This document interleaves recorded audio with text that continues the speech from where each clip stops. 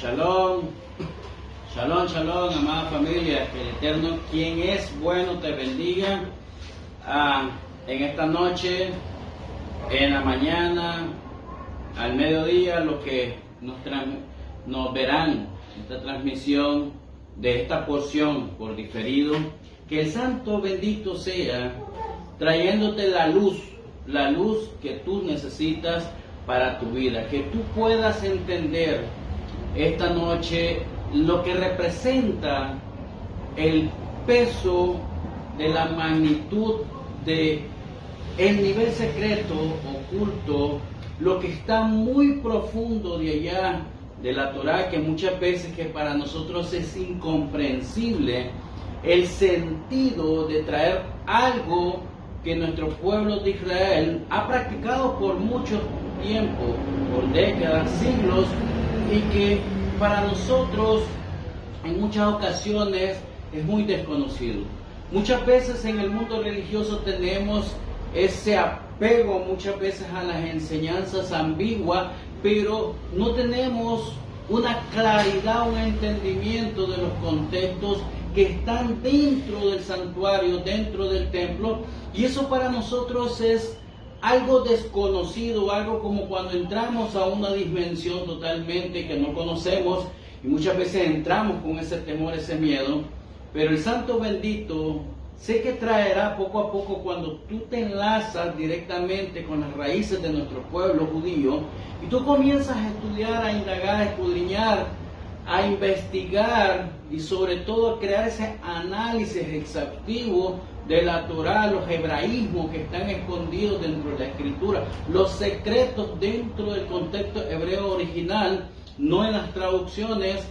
Ahí vamos a hallar tanta información que nosotros desconocemos el día de hoy. Pero hoy es un buen tiempo que el Eterno ha determinado que nosotros nos sentemos, escudriñemos, veamos lo que significa la menorá. Es algo muy interesante dentro de esta porción.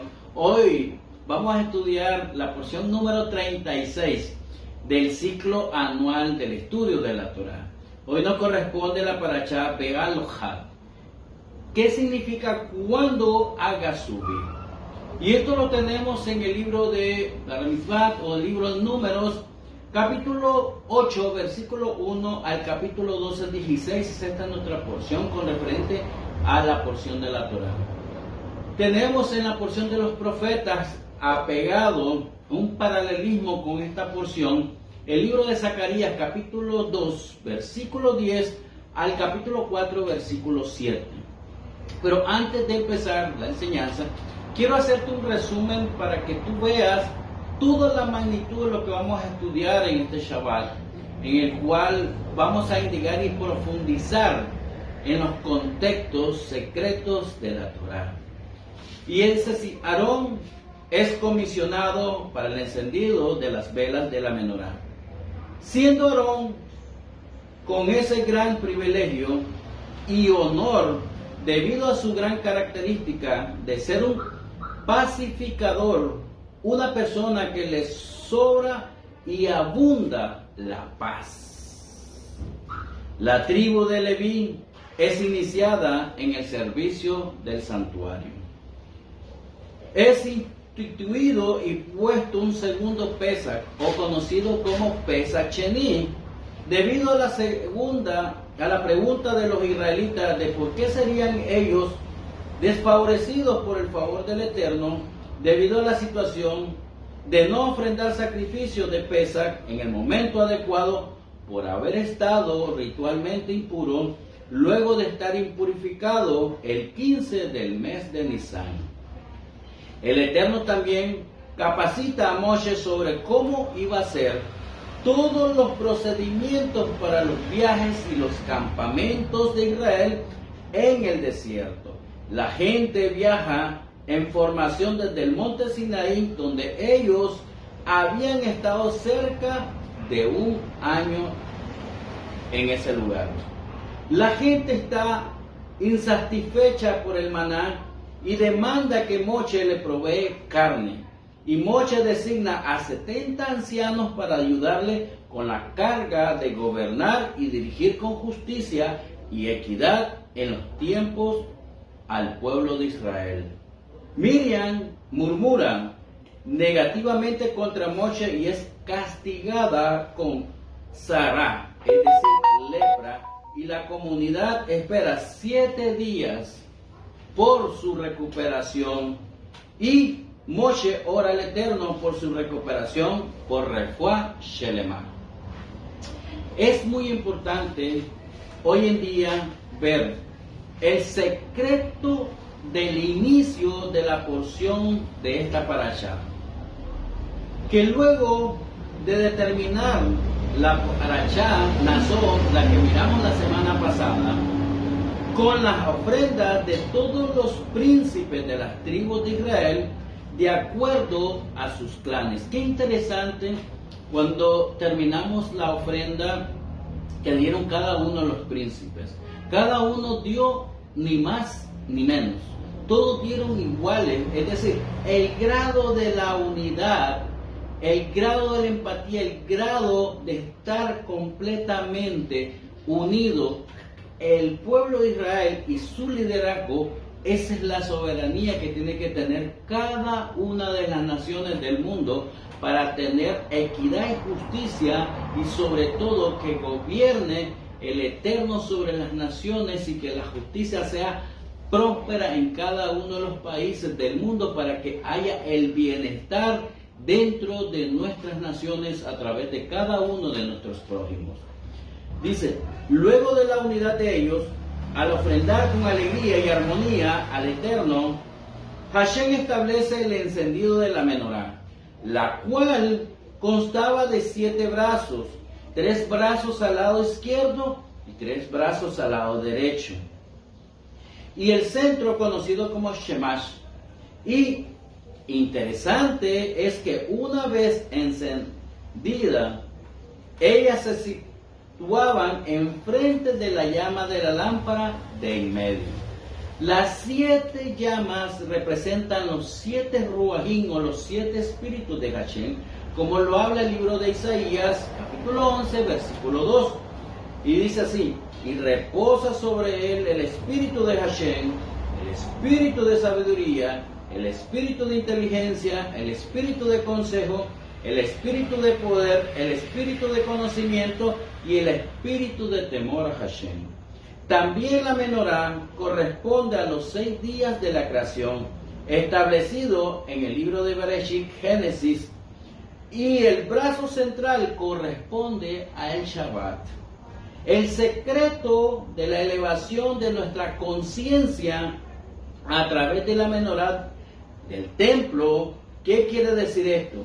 Es que cada acción de nuestra vida es orientada a iluminar con nuestras propias menorá al resto de la humanidad, de la creación, para que pueda elevar su conciencia, amados hermanos, para que podamos apreciar y que cada vez que nosotros hacemos una bondad, un gesed de compartir, de servir, de dar una sedaká, de hacer un gesed, una bondad, no solo generamos luz para nosotros, sino que generamos la luz para iluminar al mundo entero.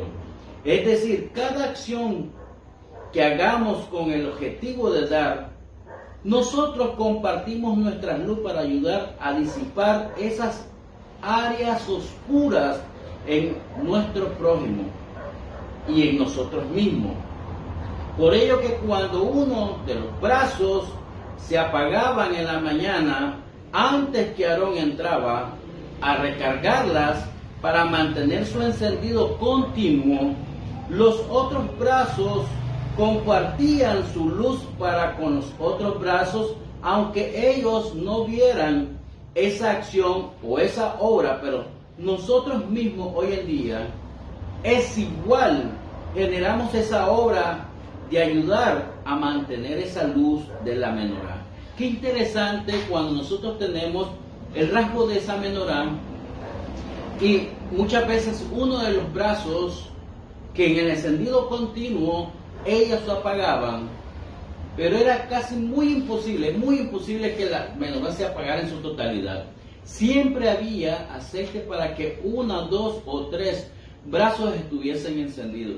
Pero siempre es lo interesante que aunque se apagaran esos brazos, los otros brazos daban la iluminidad, es decir, la luz para que todos estuvieran de una manera tan clara y tan encendidos de esa manera, para que ellos propiciaran esa ayuda, ese compartir, ese gesto de servir al prójimo. De esa manera, cada uno de nosotros estamos siendo una menorá, que podemos iluminar la vida de nuestro prójimo, inclusive la vida del mundo. Es como si nosotros creáramos una menorá en el mundo y podamos transformar nuestro mundo. La menorá es uno de los elementos o los símbolos sagrados de nuestro pueblo judío, el cual estaba puesto en el lugar santísimo, es decir, en el Kodesh Kodashim, donde estaba puesto también la mesa de los panes de la propiciación o el Shuhat Leje Paganim y el Ketoret, es decir, el incensario. Dicen nuestros sabios que la menorá tenía una alusión al Pentateuco, es decir, tenía una alusión a la Torá, los 5 libros de Moshe. Y la menorá era totalmente de oro sin aleación de otros metales o otra materia. De una sola pieza, no era unida por partes, la cual tiene 7 brazos, la cual corresponde con el libro de Génesis, el primero. Génesis, que es Bereshit, el cual en el comienzo de este libro, en su primer versículo, tiene 7 palabras. Cada brazo corresponde o habla de una de esas 7 palabras que habla Génesis 1:1, que dice, Bereshit bara Elohim et Shamayim et Haaret. En el principio, en el comienzo, el Eterno creó los cielos y la tierra. 7 palabras, las cuales corresponde cada brazo con una sola palabra. Esto es, amados hermanos, si usted busca en las traducciones, usted no lo va a hallar en las traducciones, usted lo tiene que hallar en el contexto original del hebreo. En el hebreo está prácticamente los códigos de interpretación, los códigos ocultos o secretos que el Eterno le ha revelado a nuestro pueblo judío y a los sabios de nuestro pueblo para que puedan tener una captación de la sabiduría de Dios establecida a través de la Torá. Dice, y estas 7 palabras reflejan, como lo dice el libro de Salmo 119, 130. Y es muy interesante, amados hermanos, este salmo. Porque estas palabras, estas 7 palabras que representan prácticamente el Génesis, el Bereshit 1:1, donde habla de Bereshit bara Elohim et Shamayim et Haaret, está reflejado esa luz prácticamente en el Salmo 119, 130, que dice así: la exposición de tus palabras alumbrarán, hace encender a los simples. Es muy importante este texto que hace referencia en lo más profundo a la menorá, la cual hace encender a los simples, dice, aquellos que andan sin el entendimiento y la comprensión de la Torá. Por ello, cada elemento de la Torá alude a un libro de la Torá Pentateuco. Después se encuentra otro detalle en el candelabro, y es que hay 11 botones. Así como en la ropa, cada botón es un adorno. Así vemos como arriba de los cáliz se encuentra un botón o esfera, conocido también en la Torá. En cada brazo hay un botón, por lo tanto hay 7 botones. Después, en la parte de abajo hay otro botón. En medio del primer par de brazo también hay otro botón. Y abajo hay otro botón, por lo tanto suman 11 botones en total en la menorá. Esos botones, que son la esfera, que son 11, que corresponde al segundo libro de la Torá, o el conocido como en el mundo el Pentateuco, en el libro de Números, o conocido como Shemot en hebreo, que el primer versículo tiene 11 palabras. las cuales vemos que está alineado perfectamente con el Pentateuco. Después tenemos las flores, las cuales podemos apreciar que están en la parte superior donde están las candelas, y debajo de ellas hay flores también. En cada brazo de los 7 brazos hay una flor, y debajo de los brazos hay otra flor, y debajo del brazo de en medio hay otra flor. En este caso serían en total 9 flores, y esas 9 flores corresponden al libro de Levítico, que en su primer versículo tiene 9 palabras, las cuales las flores indican al libro de Levítico, y no es por casualidad que los sacerdotes, los Coanim, que es el tema principal en Levítico, el templo, los sacrificios, los jóvenes sacerdotes se denominaban en la antigüedad los florecientes sacerdotes, y se le hacía una alusión por este vínculo de las flores. Y no es ninguna casualidad que el libro de Levítico a los sacerdotes se le llamaba de esta forma antiguamente, los florecientes sacerdotes. Las flores aludían a los sacerdotes. Así está escrito en el tratado de Yom Kippur, cuando los sacerdotes ascendían o hacían aliyá a la lámpara para encenderla, los llamaban los florecientes sacerdotes, que están vinculados a su servicio, como lo vincula la Mishnah en el libro de Levítico, el cual el primer versículo comienza con 9 palabras. Luego tenemos la altura del candelabro, la cual es 17 puños en la altura.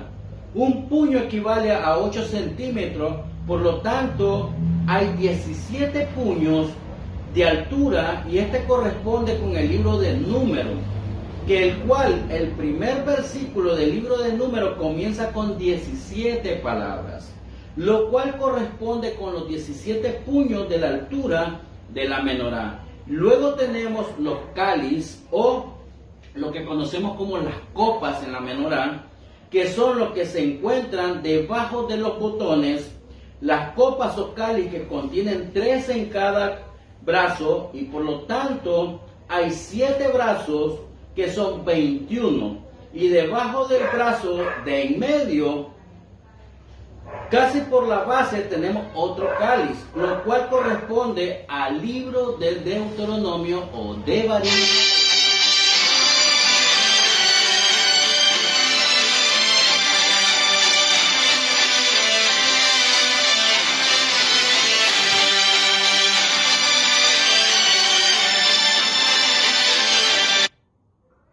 Y muy interesante esto, porque en el primer versículo, en el cual del libro de Devarim contiene 22 palabras, es decir, el candelabro, la menorá, está puesto cada elemento en el paralelo con el Pentateuco. Alude al inicio de cada versículo del Pentateuco o de la Torá. Y también aquí están añadidas todas las almas del pueblo de Israel. Este es un secreto dentro de la menorá, porque dice que aquí en la menorá están añadidas todas las almas del pueblo de Israel, quienes salieron del pueblo de Egipto. Este es un gran secreto guardado y grabado en la misma menorá, porque el Pentateuco dice que tiene 600.000 letras en total, es decir, la Torá tiene 600.000 letras, y cada una de esas letras corresponde con un alma de los hijos de Israel que salió de Egipto. Luego esas almas se multiplicaron, y por eso hoy hasta nuestros días vemos más personas, es decir, más almas. Pero inicialmente las que salieron de Egipto fueron 600.000 almas originales, las cuales habla del libro de Éxodo, en el primer censo, las cuales se dice que habían 600.300 y 550 hombres que fueron contados de 20 a 60 años para ir a la guerra, y ellos contenían las almas básicas del pueblo de Israel, es decir, las originales, es decir, 600.000 eran las originales que salieron prácticamente a la guerra dentro del pueblo de Israel, y las faltantes, que son 3.550, restantes eran la población mixta que se le apegó al pueblo de Israel, o las almas mixtas que se unieron al pueblo de Israel y pasaron a formar parte del pueblo de Israel. Por ello, el Pentateuco, lo que conocemos como la Torá, tiene 600.000 letras y muchas de esas palabras están ocultas su reflexión o su revelación del Eterno. Pero para poderlas ver, tenemos que ver exactamente cómo se escriben las palabras completas dentro de la Torá en original en hebreo. Por esto, si usted busca estas palabras en sus traducciones, nunca las va a poder encontrar. Mucho más su revelación quedará oculta a todos aquellos que se han vuelto simples, como dice el Salmo 119, 130. Muy interesante. Cada parte del candelabro, la menorá, están puestas en paralelos con el Pentateuco o con la Torá. Están aludidos y apegados a los libros de la Torá, amados hermanos. Vemos esta explicación que era muy importante para los hijos de Israel, puesto que nos narra el Midrash que el Eterno, luego de que todos los príncipes por tribus o clanes ofrendaron al Eterno su ofrenda, todos menos la tribu de Leví, para el Eterno lo consuela y los premia que su ofrenda al servicio de ellos era más valioso que los de las tribus. Por lo cual prepararía a Aarón y a todos sus hijos en este servicio tan importante en el santuario, y los cuales encenderían la menorá. Ellos serían prácticamente los privilegiados de encender la menorá en el santuario, por el mérito de ser un agente de paz, por ser un pacificador. ¿Qué tan importante, amados hermanos, en nuestros días es ser una persona que ame y busque la paz? Porque dice que todo aquel que ama y busca y sigue y persigue la paz, dice que la recompensa y la bendición del Eterno lo seguirán constantemente. En medio de su pueblo, el Eterno hace eso. Pero tenemos a Rambán, o Moshe Ben Maimónides, como nacido uno de los sabios más grandes de nuestro pueblo de Israel, explica algo muy importante con este mérito apremiado de Hashem a Aarón y a sus hijos, puesto que en sus comentarios Rambán dice que el conducto del consuelo del Eterno a Aarón fue la menorá, porque este encendido de la menorá alude al encendido de la menorá en Hanukkah, que tendría el papel o en el futuro.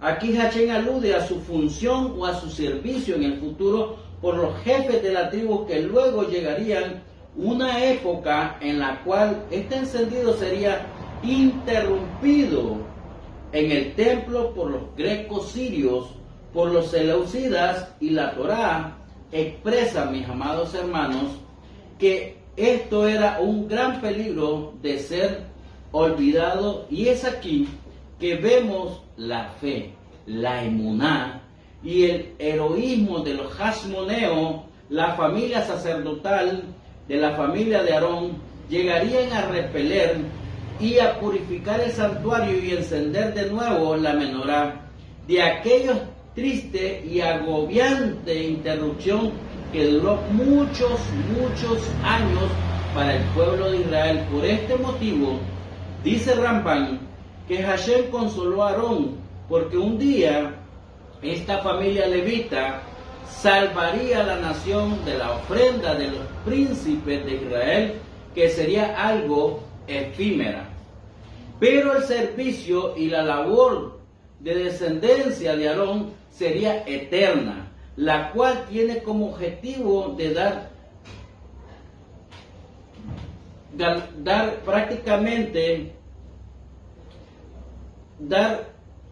garantía al Eterno por la reinauguración del templo.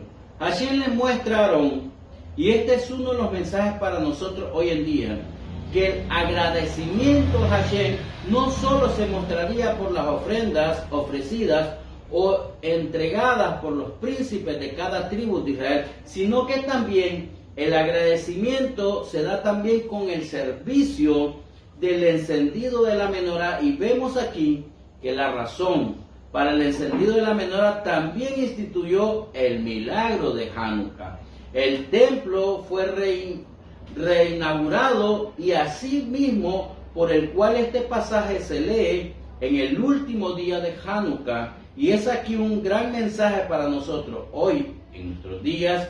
En ocasiones nos quejamos o no entendemos por qué en nuestras comunidades estamos sirviendo de esta manera o de esta otra manera.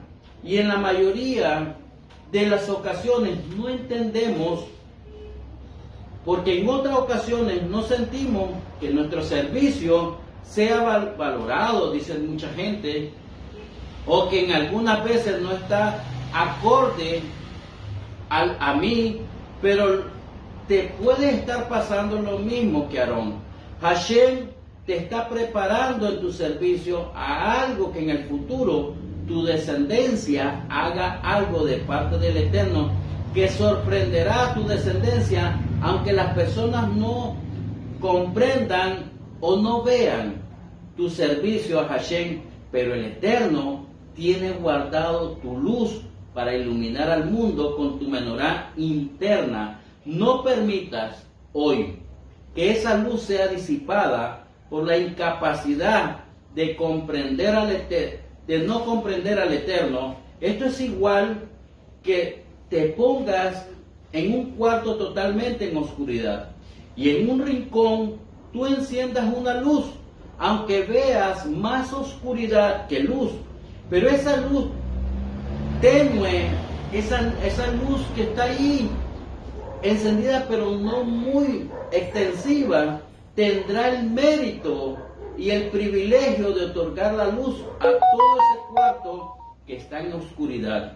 Y esa luz permitirá ver a todo un poquito mejor en el cuarto. ¿Y qué pasaría si el que tener al lado enciende una vela? También habrá dos velas que iluminarán el cuarto, y luego nosotros miramos luego otra persona y después otra persona sucesivamente se añadieran encendiendo sus velas, y entre más gente ilumine dentro de ese cuarto, más podrán ver los otros que están en ese mismo cuarto.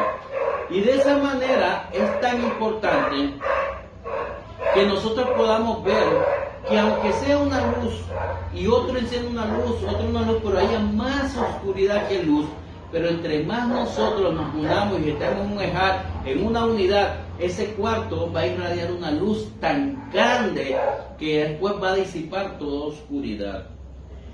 ¿Qué quiero decir con esto, amados hermanos? Que nosotros podemos ser ese factor para que otros puedan ver y elevar su conciencia, para que otros puedan ver con claridad, para que otros puedan tener entendimiento, para que otros puedan adquirir inclusive sabiduría, para que otros puedan despertar de su letargo que podría estar ocurriendo hoy en su vida, para que otros salgan de su confort en el cual están hasta el día de hoy, con una conciencia adormecida, el cual les servirá para que otros dejen de quejarse y puedan ver bien a su alrededor.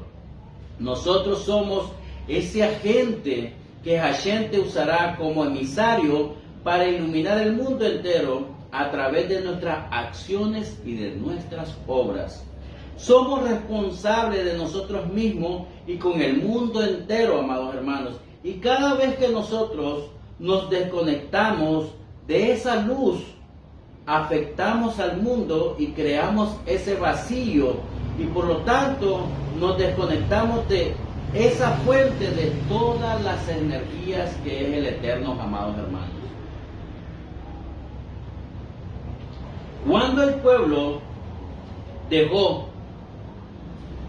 o marchó desde el monte Sinaí a áreas no pobladas del desierto, cundió el pánico en el pueblo. Los israelitas comenzaron a quejarse de ciertas situaciones, de cómo ellos podrían sobrevivir inclusive a situaciones tan complejas en el desierto. Para ellos se quejaron como si esto lo afligiera realmente a ellos, y como que ellos tuvieran el derecho de quejarse de su suerte, y sumado su rebeldía y su estado de autocomiseración que ellos tenían, querían ellos que Hashem mismo les oyese y se enojara. ¿Y qué pasó? Lo lograron. Hashem se airó con ellos y pagaron esta rebeldía muy, pero muy caro, amados hermanos. Y esto es muy importante para nosotros hoy en el siglo XXI. Muchas veces tenemos la conciencia adormecida a un nivel de confort y creemos nosotros que muchas veces quejarnos con el Eterno nos va a escuchar, pero lo odiamos tanto y entramos en la rebeldía que al final el Eterno nos va a escuchar. Y al final el Eterno se va a irar con nosotros. Y la consecuencia en nuestra vida, en nuestra familia, en nuestra nación, en nuestra comunidad puede ser muy grave el día de mañana, amados hermanos. Tenemos que medir esas palabras, tenemos que medir esa acción, tenemos que medir ese comportamiento. Ellos dejaron atrás la atmósfera espiritual donde ellos practicaron la teofanía. Ellos volvieron a caer en la corrupción de carácter que marcó su existencia en Egipto. Todos los perversos siempre buscan pretexto, los malignos actos de comportamiento que ellos hacen, y esto llegó al oído de Hashem, y su ira, la ira de Hashem, se encendió y un fuego descendió y consumió un extremo del campamento. Es decir, este fuego se posicionó donde estaban estos malvados, las multitudes mixtas de ser un prosélito en celo, los cuales se convirtieron en piedras en los zapatos del mismo pueblo de Israel. Y todos los años de sus travesías en el desierto, los líderes y príncipes fueron los responsables de estos estragos de esta población mixta, por no haber apaciguado y por no haberles enseñado a tener fe, emuná en el Eterno. Esto lo comentó Rashi. Es muy importante, nuestro sabio Rashi comenta esto muy interesante, porque el pueblo era conducido por Hashem, animado, nutrido, sin esfuerzos para ellos, y esto parecía que nada era suficiente para ellos. Las quejas de ellos no paraban, los gemidos de ellos no paraban, los lloriqueos de ellos no paraban, así como las rebeliones de ellos no paraban. Nada de esto parecía contentar el deseo de la esclavitud del Yetzer Hará, de la mala inclinación, el ego, porque el pueblo mixto estaba buscando un motivo, amados hermanos, como apartarse del Eterno. Muchas veces, amados hermanos, el Eterno te pone en el desierto, y hay un momento que nosotros queremos hacer eso mismo. Tenemos un motivo para apartarnos del Eterno, queremos un motivo para apartarnos del Eterno. Y esto es grave, amados hermanos, porque nos estamos asimilando como esta población mixta que entró dentro del pueblo de Israel. Y nosotros tenemos que identificar cada de esos motivos del contentamiento de ellos. Querían estar esclavos y sumergidos en un vaguismo que no sabían ni qué hacer. Y muchas veces nosotros entramos en ese motivo y queremos estar apartados de la bendición del Eterno y de su presencia. Por ello, esta actitud negativa del pueblo, y no veían que el Eterno estaba siempre ahí con ellos, y esto nadie lo dudaba, pero aún así se quejaban. Y por ello se le dio el nombre de Taberá, porque el Eterno había hecho descender fuego en ese lugar.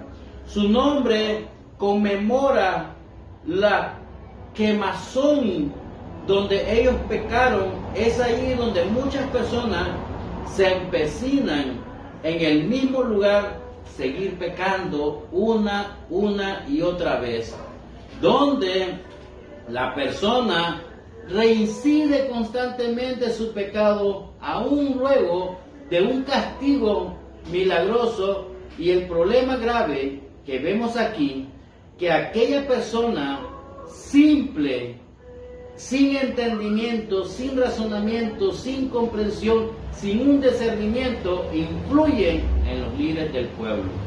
Y esto tenemos que estar bien apercibidos, amados hermanos, cuando las personas como esta, que ya forman parte del pueblo de Israel, pero no se han desprendido de su vieja naturaleza, influyen o inclusive contaminan al pueblo original, y esta debilidad es castigada bien fuerte, como vemos en la narrativa. Y es decir, los egipcios, los paganos que se mezclaron con el pueblo de Israel cuando salieron de Egipto, comenzaron a dejarse llevar por las codicias y atracción, y arrastraron totalmente a todos los israelitas. Comenzaron a quejarse diciendo: ¿quién nos dará de comer ahora carne? Y dice un comentario Rashi que la chusma ahora se quitó la máscara, puesto que logró influir sobre el resto del pueblo, sobre los hijos de Israel, para que se quejaron de nuevo como lo habían hecho anteriormente. Su queja fue descarada, porque no solo fue que alegaron que su dieta era insuficiente, junto a lo cual la Torah testifica que no era tan cierto, que ellos llegaron al extremo de decir que preferían la esclavitud de Egipto que a la presencia del Eterno. Miren qué muy fuerte es esto. Ellos preferían la esclavitud que la mera presencia del Eterno. Y esto es muy importante. Además pusieron a prueba al Eterno, como lo expresa el Salmo 78, versículo 20 al 25, para ver si tenía el antojo de satisfacer su deseo en carne. En realidad no había escasez de carne, puesto que las tribus de Rubén y las tribus de Gad tenían rebaños, amados hermanos, de enorme ganado. Tenían enorme ganado. Pero miramos lo que dice Salmo 78. Dice Salmo 78, versículo 20 al 25.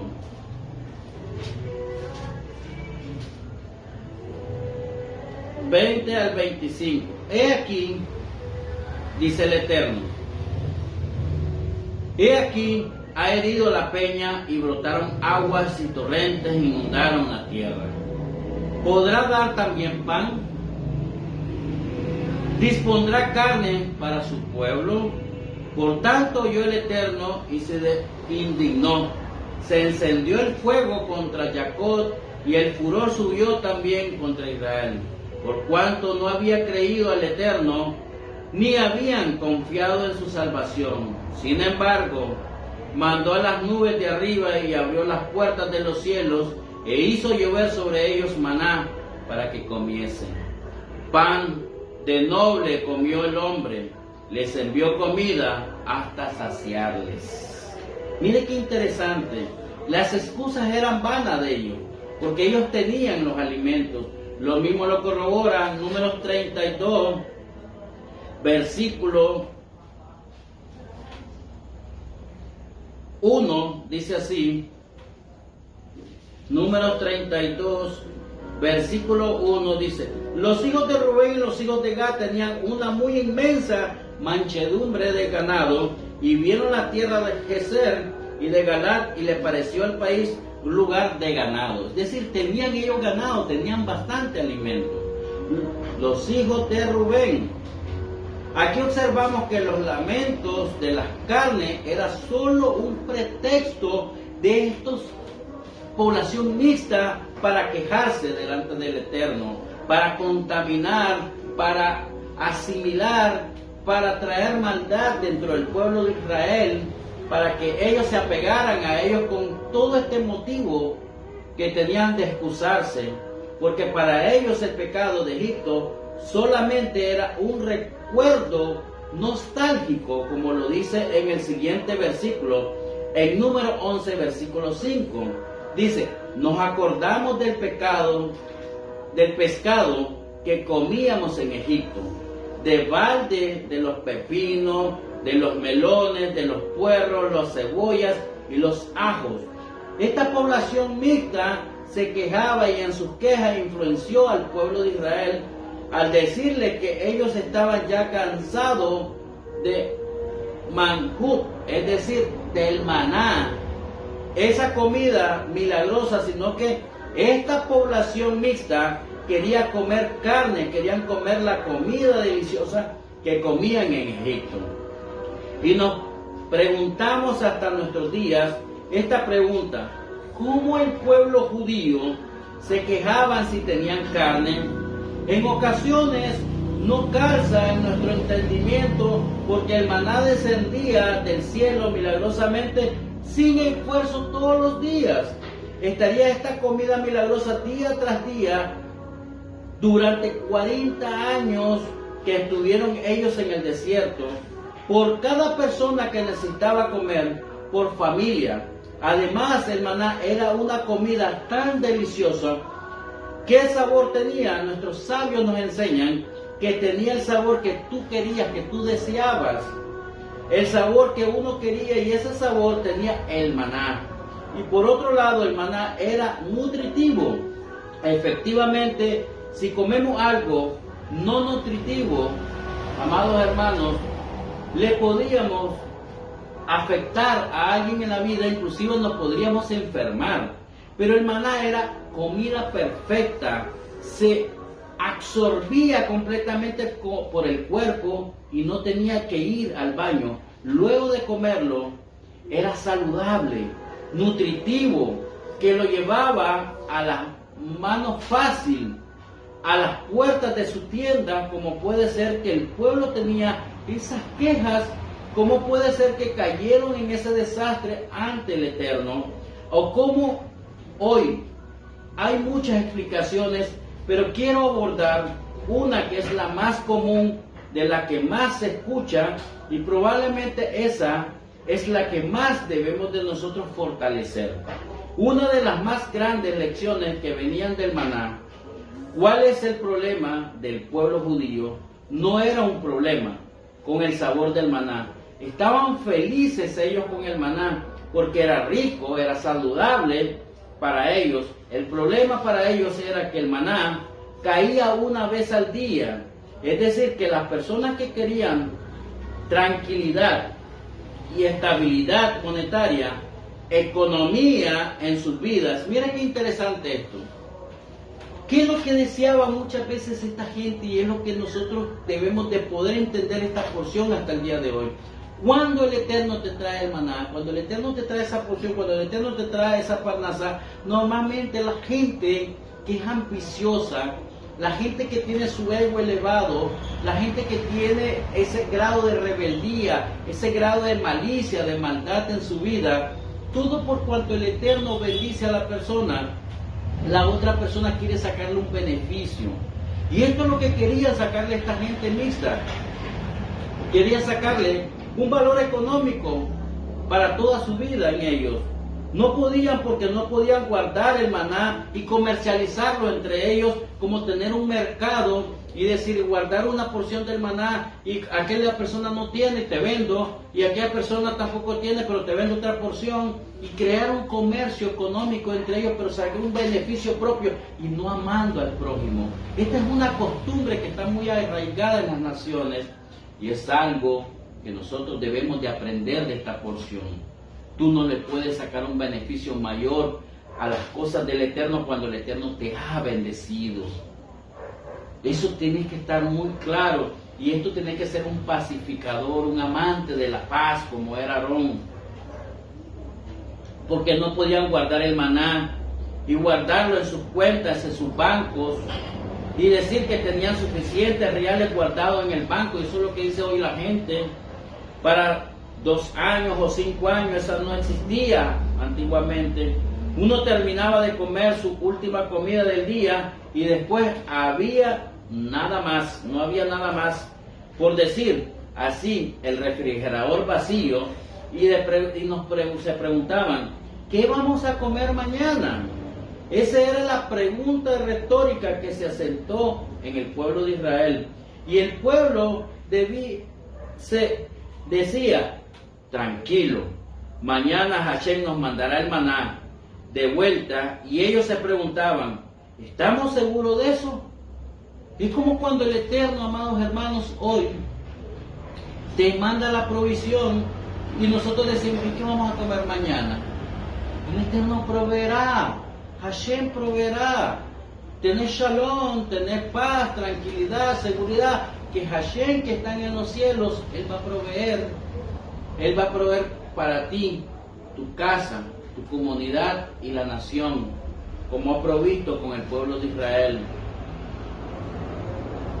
El que tenía esa fe, esa emuná, segura, sin dudar, decían ellos, si Hashem me dio de comer hoy, me dará de comer también el maná mañana.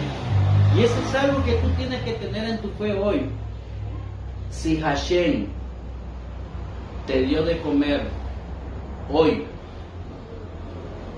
Hashem también me dará de comer mañana. Esa es una convicción de fe, esa es una convicción de bitajón, de confianza plena en el Eterno.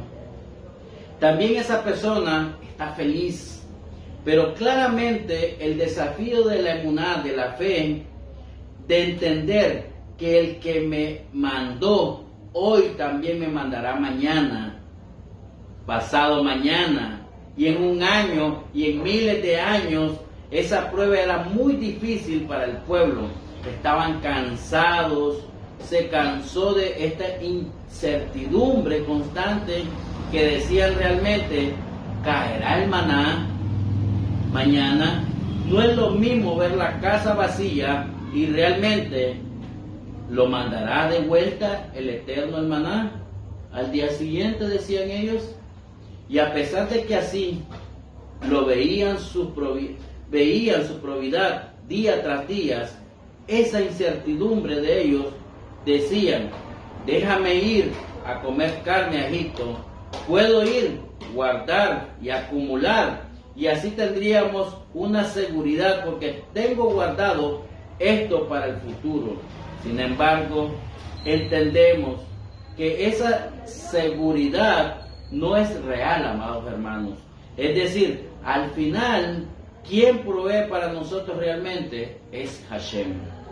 ¿Quién nos da día a día? Dice la Gemara, todo el que tiene para comer hoy y se pregunta qué voy a comer mañana, esa persona tiene que trabajar su emuná, tiene que trabajar su fe. Quiero volvértelo a repetir, lo que dice la Gemara, que es muy importante. Todo el que tiene para comer hoy y se pregunta qué voy a comer mañana, esa persona tiene que trabajar su emuná, tiene que trabajar su fe. Tiene una falta de emuná, una falta de fe, porque como no entiende que esa comida, aunque trabaje, hice mi esfuerzo para traerlo a casa, pero pude haber hecho todo eso, pero la comida no es igual, porque la comida está allí. Es porque Hashem puso comida dentro de tu refrigerador, amados hermanos. El Eterno puso comida dentro de tu refrigerador. Y así como hay comida hoy en tu refrigerador, ese mismo Hashem se va a asegurar que lo que nosotros necesitamos mañana lo vamos a tener, amados hermanos. Este es un nivel de emuná, un nivel de fe muy, muy alto. Eso se conoce como bitajón, fe completa en obediencia a Hashem. Pero esto fue justo lo que Hashem quería que trabajásemos en el desierto. que entendiéramos que día a día quien nos provee es Hashem. Y eso se logra con esta fe, con esta emuná. Quiera esa tranquilidad, esa persona no está, ni estará preocupada por eso. El problema del pueblo es que ellos en su preocupación querían tener el control del futuro, estar seguro. El pueblo tenía que entrar en esa emuná, en esa fe. Si Hashem dio hoy, también dará mañana. Hashem se preocupa por nosotros hoy y también se preocupa por nosotros el día de mañana también. Hashem tiene una tranquilidad real. Ejemplo, cuando entendemos la diferencia en el concepto, entenderemos el propósito y el objetivo de Hashem de llevarlo a cada uno al desierto, como dice el libro número 10:10. ¿Qué significa esto? ¿Cuál es la diferencia de estar alegre y estar feliz? ¿Cuál es la diferencia de estas dos palabras que son similares, amados hermanos? Ejemplo, alegría es, por ejemplo, cuando compras tu primer carro, tu primera casa, estás alegre. Pasan 2 o 3 días, o pasa un mes, o pasa un año, un poco de tiempo, y te vas acostumbrando. Entrarías a una competencia de una carrera, te esfuerzas en esa carrera mucho, inclusive llegas a ganar esa carrera, estás alegre por eso, pasan unos días, pasan unos meses, se te quita la alegría. Tiene la boda de tu hija o tiene la boda de tu hijo, estás feliz, tiene 2 o 3 días fenomenales de fiestas, acaba la boda, regresas a trabajar, regresas a la tensión del trabajo, regresas al estrés, regresas a todas esas cosas que evitan la alegría. Eso es prácticamente lo que nosotros conocemos como alegría. Pero la felicidad, dice nuestros sabios, como dice el Salmo, felicidad quiere decir que constantemente estás feliz. No necesitas de una cosa, por el contrario, la felicidad es constante, es estar motivado con cada momento, en cada instante de la vida, vivir lo que Hashem nos manda. La felicidad es estar entendiendo que es el Gesed, la bondad de Hashem, que cada emoción, detectar y sentir esa felicidad. Los niños son felices porque para todos, para ellos, es fenomenal, es nuevo, es divertido, es grandioso. Si queremos ser felices, tenemos que ver todo lo grandioso que Hashem nos da, las cosas preciosas que Hashem nos manda, no solamente en las fiestas, en el servicio, en el negocio, en las fiestas del Eterno, manda alegría, sino Hashem manda todo el tiempo felicidad. Todo el tiempo Hashem manda felicidad. Cuántas cosas tan sencillas que no vemos, desde el bañarte, que es tan rico con todo el agua que se siente, el agua caliente, tomar tu café, disfrutar de tu comida, disfrutar de tu aire acondicionado, ver a tus hijos alegres, comer un chocolate, ver todo lo que Hashem te da día a día. Eso te va a hacer feliz.